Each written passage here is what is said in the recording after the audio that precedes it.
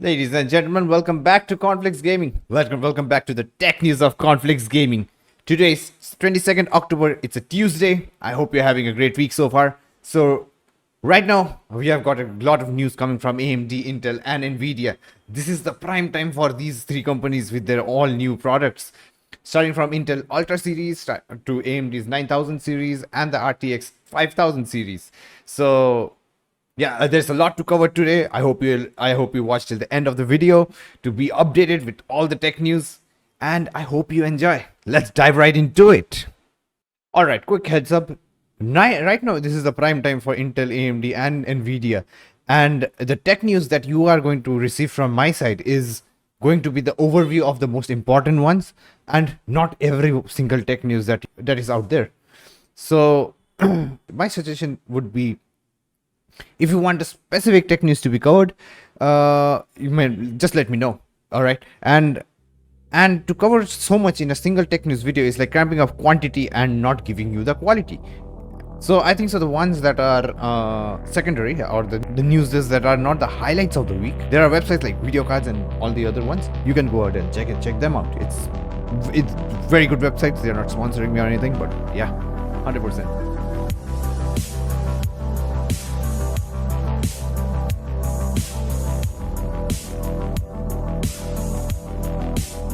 Okay, starting off with our first news, and that is AMD.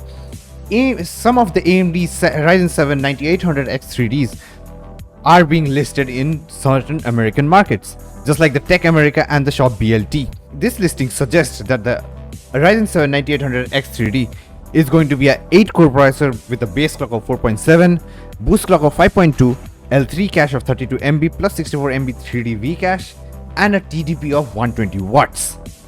On the hindsight of things, the processors that are right now in the market got a huge price drop, starting from the Ryzen 9, Ryzen 7, and the Ryzen 5. So right now, the Ryzen 9 9950X, which is the 16-core processor, the price is now reduced to $599, which is $50 than its MSRP. On the other side, the Ryzen 9 9900X, which is the 12-core processor, the price is right now $429, which is $50 less than the MSRP alike. Thirdly, we have the Ryzen 7 9700X, which is right now $326, and the Ryzen 5 9600X, which is right now $249.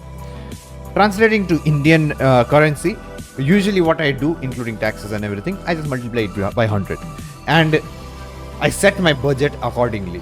So it might not be exactly 100 like multiples of 100, but that's the upper limit of the budget that I keep just to play it safe.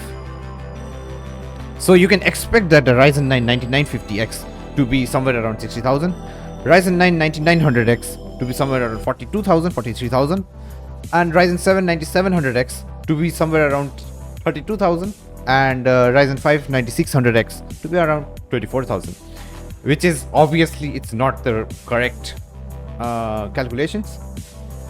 But yeah, the main point is the fact that they are getting a price drop. These processors are super powerful, and this is, in my opinion, there is two ways to see it. You can either buy this processor and build a new PC if you are upgrading from a very old processor like mine. I'm using an Intel i7 7th gen at this moment. I severely need an upgrade. Right now it's a very good time to buy it. On the other hand, you can if you're just jumping from a previous version to a newer version, I would suggest you to wait for the newer versions, because AMD is switching to a new socket, and all the future processors that will be coming out will support this new socket. So it makes more sense to upgrade to the newer versions of AMD processors with the new socket support, rather than buying a processor whose socket will be obsolete in the coming years. Now, switching up to Intel. Intel has already confirmed the Core Ultra 208 series, expected in the first quarter of the next year. This chip will feature a brand new architecture, codenamed Arrow Lake, we all know that, which combines line curve and SkyMod cores with XE LPG graphics. So my source of news is actually Video Cards, and I'm going to read out this paragraph because it makes the most sense and there is no other way to phrase it. And it goes as follows. Meanwhile, the company is also preparing a refresh of the existing Raptor Lake mobile chips. It's worth noting that Intel did not launch the 14th Gen Core 8 series under Raptor Lake H, only the HX models. However, There has already been a refresh of Raptor Lake within the Core 100U lineup alongside Meteor Lake. That being said, the upcoming Core Non-Ultra 200H series should be considered a refresh of the 13th Gen Core 8 series. The flagship SKU within this lineup is Core 270H, likely Core 7. Meanwhile, there is no Core 9 SKU in this non-ultra lineup. This chip will feature 14 core and 20 threads. Massive news. That being 6 performance core and 8 efficiency cores, which, as a reminder, are not the same cores found in Arrow Lake. So if you compare it to the previous generations, we have the Core i9 13 Gen H, which was a 14 core 20 thread processor, which with a boost clock of 5.4 GHz. Whereas the new Arrow Lake processors, the Core 7 270H, is gonna have the same number of cores and threads while having 5.8 GHz as its clock speed. That's a massive 400 MHz boost. A little bit more in depth about this whole matter.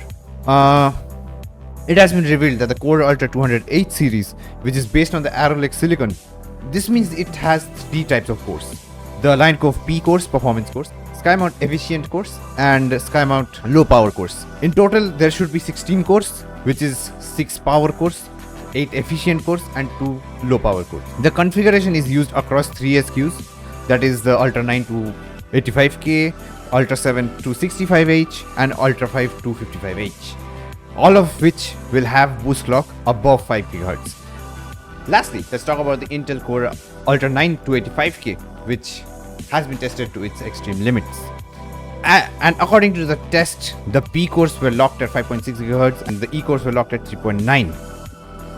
Well, according to the test, Intel Core Ultra 9 to 85K will consume 360 to 370 watt when fully unlocked. Okay, these tests were held in Cinnamon Bench. So, when we talk about the scores of the Cinnamon Bench of the multi-core processors, we have the following. When the power limit was from stock, that it comes from the box, to 279 watts. When the power limit was up to 250 watts to 349 watts range, the score went up to 45,563 points. And lastly, when the power limit was unlocked and the processor was cooled with some method, the score that we got was 46,289 points, and the max power that the processor drew was 370 watts. Quite surprisingly, the hot spot of this processor after drawing 370 watts went as high as 89 degrees. If we compare it with the video of the i9 13 Gen that LTT tested with a whole laser cooling system, that CPU went all the way up to 99 degrees Celsius. Considering the fact that this CPU, the most hottest spot was 89 degrees Celsius, gives us this idea of this upper limit that we don't really need a very overkill of a cooling system to cool this processor, which is a very optimistic view, to be very honest to you, and in my opinion a win-win from Intel. The fact that they were able to deliver us the same performance as the i9 13 Gen, lower the TDP and lower the temperature marks, should be something that Intel should be commended of.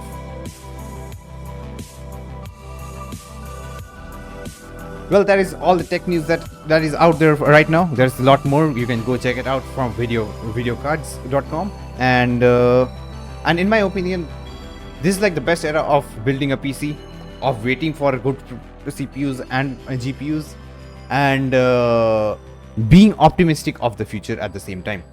With that said, thank you so much for watching. I hope you like, share and subscribe. I hope you enjoy my stream, and I'll see you on Thursday. Bye bye.